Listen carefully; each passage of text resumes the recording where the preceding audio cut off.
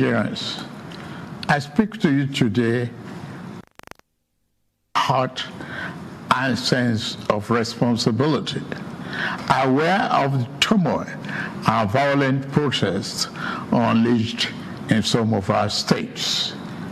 Notably, among the protesters were young Nigerians who desired a better and more progressive country where their dreams, hope, and personal aspiration will be fulfilled.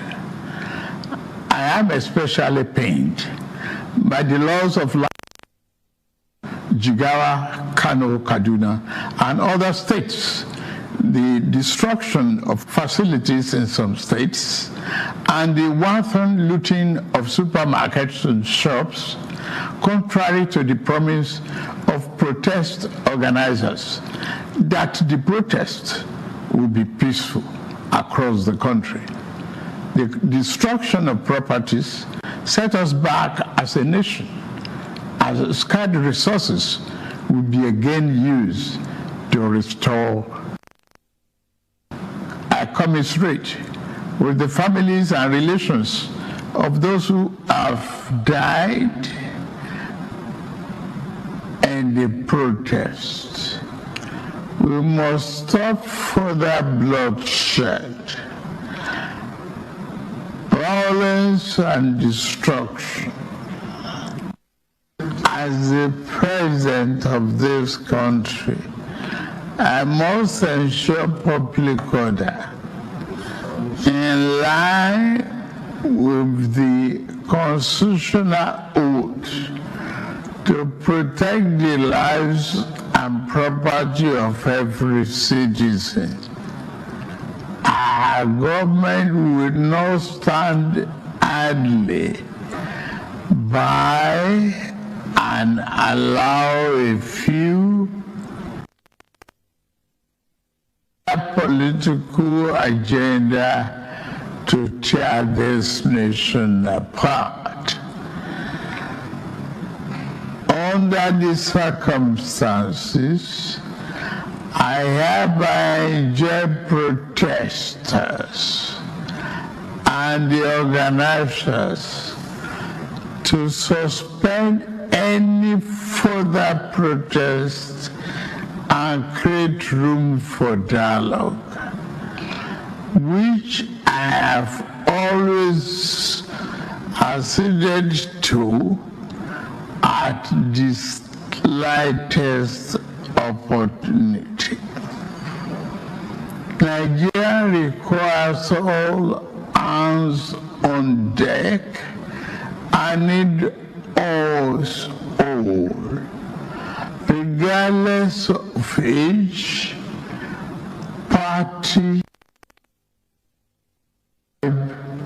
religion, or other divides, to work together, reshaping our destiny as a nation. For those who have taken undue advantage of this situation to threaten any section of this country, be warned. The law will catch up with you. There is no place for ethnic bigotry or such threats in the Nigeria we seek to build. Our democracy progresses the right of every Nigerian are respected and protected. Our law enforcement agencies should continue to ensure full protection of life and properties of innocent citizens in a responsible manner. My vision for our country is one of a just and prosperous nation where each person may enjoy the peace, freedom, and good that only democratic good governance can provide. One that is open, transparent, and accountable to the Nigerian people. For decades, our economy has remained anemic and taken a dip because of many misalignments that have stunted our growth. Just over a year ago, our dear country, Nigeria, reached a point where we couldn't afford to continue to use to solve long-term problems for the sake of now and our unborn generations. I therefore took the painful yet necessary decision to remove first subsidy and abolish multiple foreign exchange system, which had constituted a noose around the economic jugular of our nation and impede our economic development and progress. These actions block the greedy profit that smugglers and rent seekers made. They also block the undue subsidy we had extended to our neighboring countries to the detriment of our people, rendering our economy prostrate. These decisions are made were necessary if we must reverse the decades of economic mismanagement that didn't serve us well. Yes, I agree. The buck stops on my table. I assure you that I am focused fully on delivering the governance to the people. Good governance for that matter. In the past 14 months, our government has made significant strides in rebuilding the foundation of our economy to carry us into a future of plenty and abundance. On the physical side, aggregate government revenue has more than doubled, hitting over 9 in the first half of 2024 compared to the first half of 2023 due to our efforts. at blocking leakages, introducing automation, and mobilizing funds creatively without additional burden on the people. Productivity is gradually increasing in the non-oil sector, reaching new levels and taking advantage of the opportunities ambience. My dear brothers and sisters, we have come this far, coming from a place where our country spent 97% of all our revenue on debt service. We have been able to reduce that to 68% in the last 13 months.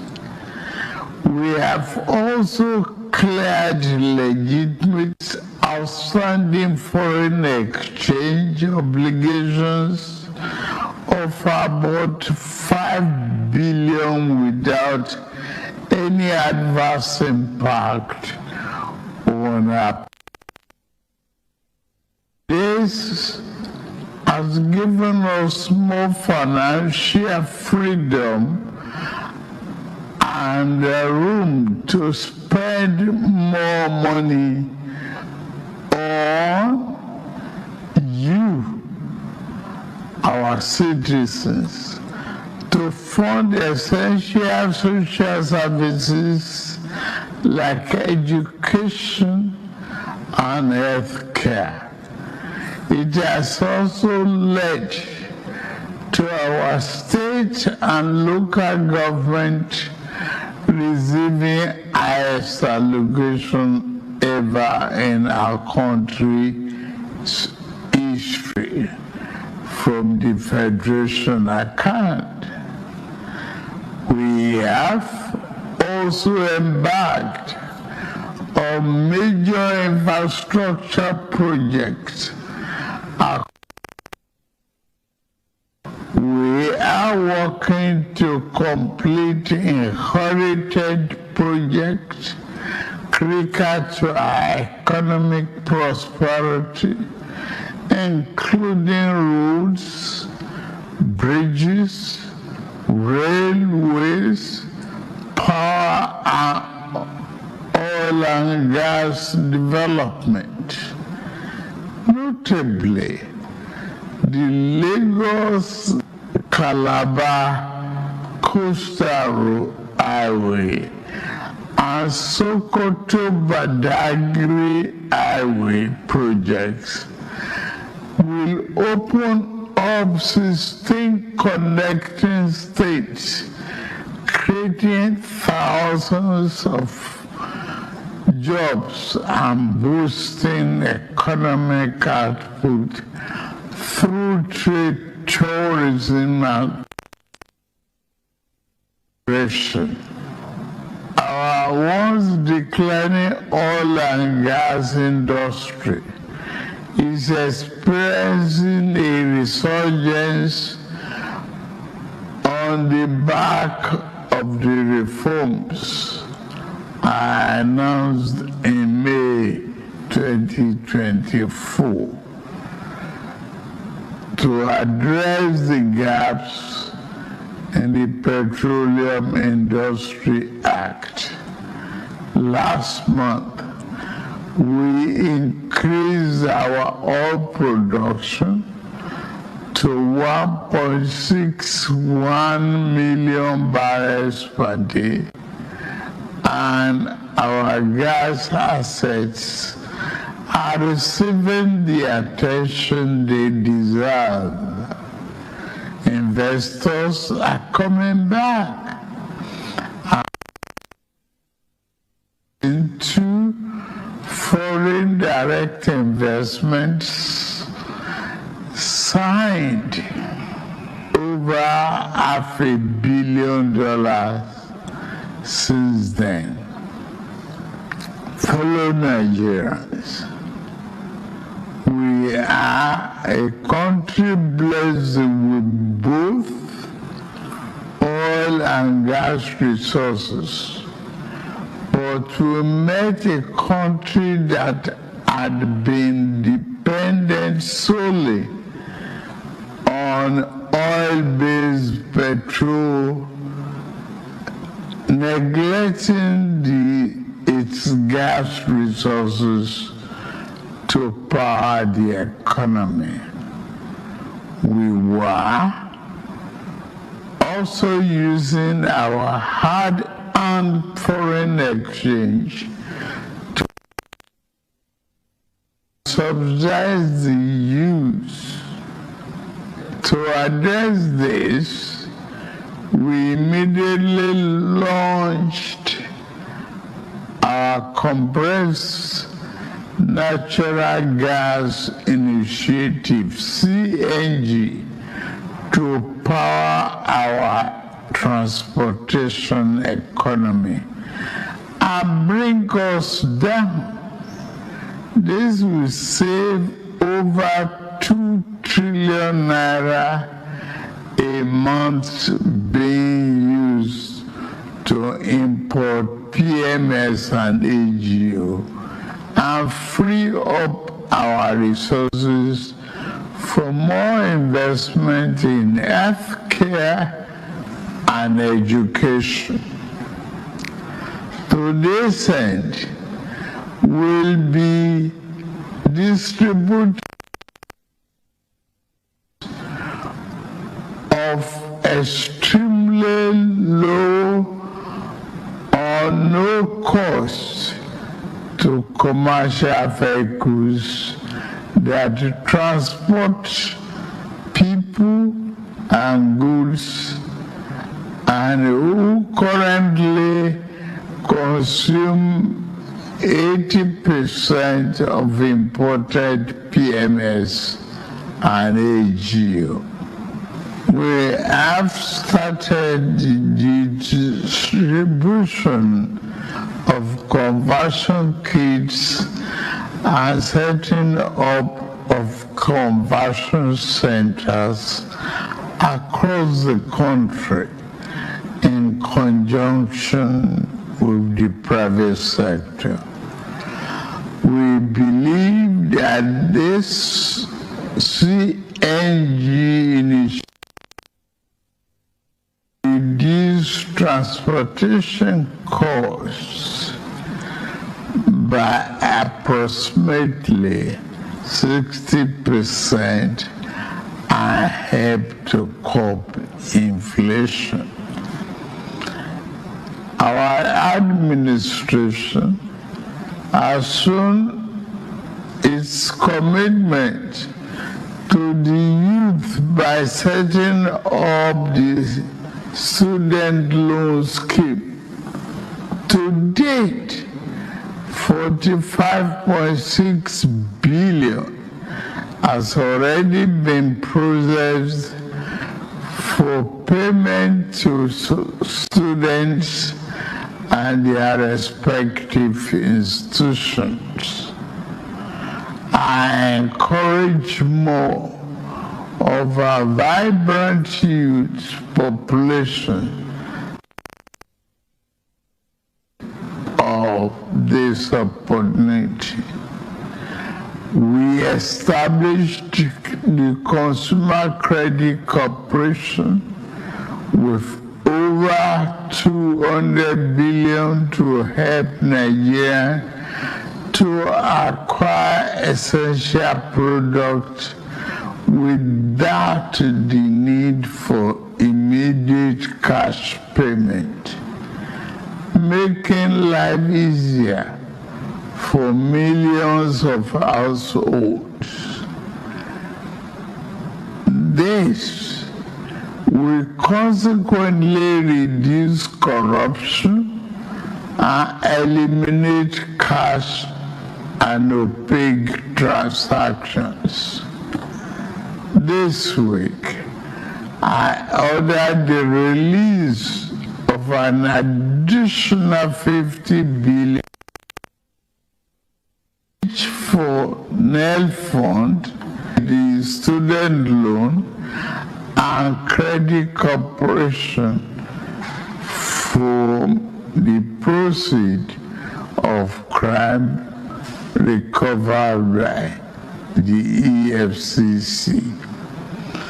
Additionally, we have secured $620 million under the Digital and Creative Enterprises (IDIS), a program to empower our young people, creating millions of IT and technical jobs that will make them globally competitive. This program, the 3 million technical talent scheme, unfortunately, one of digital centers was vandalized during the protests in Kano. What a shame. In addition, we have introduced the Skill Up Artisans Program, SUPER, the Nigerian Youth Academy, NIA, and the National Youth Talent Export Program, NATEP. Also, more than $517 billion used to the 36 states to expand livelihood support to their citizens, while 600,000 nano businesses have benefited from our nano grants. An additional 400,000 more nano businesses are expected to benefit. Furthermore, 75,000 beneficiaries have processed to receive our 1 million micro as digit interest loans starting this month. We have also built 10 MSME hubs within the past year, created 240,000 jobs through them, and 5 more hubs are in progress, which will be ready by October this year. Payment of $1 billion each also have been made to us under our single digit loan to boost manufacturing output and stimulate growth. I signed the national minimum wage into law last week, and the lowest earning worker will now earn at least 70,000 naira a month. 6 months ago in Kasana, Abuja, I inaugurated the first phase of our ambitious housing initiative, the Renew and Estate. This project is the first of 6 we have planned across the nation's geopolitical zones. Each of these cities will include a minimum of 1,000 housing units, with Kasana itself set to deliver 3,212 units. In addition to this city project, we are also launching the Renew Hope Estate in every state, comprising 500 housing units. Our goal is to complete a total of 100,000 housing units over the next 3 years. This initiative is not only about providing homes, but also about creating thousands of jobs across the nation, as well as stimulating economic growth. We are providing incentives to farmers to increase food production at affordable. I've directed that tariffs and other import duties should be removed on rice, wheat, maize, sorghum, and drugs, and other pharmaceutical medical supplies for the next 6 months. In the first instance, to help drive down the prices. I have been meeting with our governors and key ministers to accelerate food production. We've distributed fertilizers. Is to cultivate more than 10 million hectares of land to grow what we eat. The federal government will provide all necessary incentives for this initiative, whilst the state provide the land, which will put millions of our people to work and further increase food production. In the past few months, we have also ordered mechanized farming equipment such as tractors worth billions of naira from the United States, Belarus, and Brazil. I can confirm to you that the equipment is on the way. My dear Nigerians, especially our youths, I have heard you loud and clear.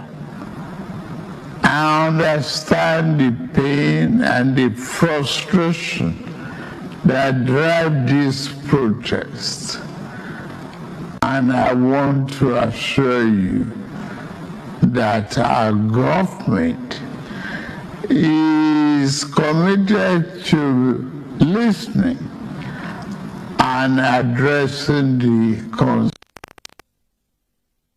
of our citizens. But we must not let violence and destruction tear our nation apart. We must work together to build a brighter future where every Nigerian can live with dignity and prosperity. The task before us is a collective one, and I am leading the charge as your president. A lot of work has gone into stabilizing our economy, and I must stay focused on that the benefits reached every single Nigerian as we promised. My administration is working very hard to improve and expand our national infrastructure and create more opportunities for our young people. Let nobody misinform and miseducate you about your country or tell you that your government does not care about you. Although there have been many dashes in the past, we are in a new era of renewed hope. We are working hard, and the result will soon be visible and concrete for everyone to see, feel, and enjoy. Let us work together to build a brighter future for ourselves and for generations to come. Let's choose hope over fear, unity over division, and progress over stagnation. The economy, please don't shut out this oxygen. Now that we have been enjoying democratic governance for 25 years, do not let the extremists of enemies of democracy use you to promote an unconstitutional agenda that will set us back on our democratic journey. Forward ever, backward never. In conclusion, security operations continue to maintain peace, law, and order in our country, following the necessary Convention on Human Rights, to which Nigeria is a signatory. The safety and security of all Nigerians are paramount.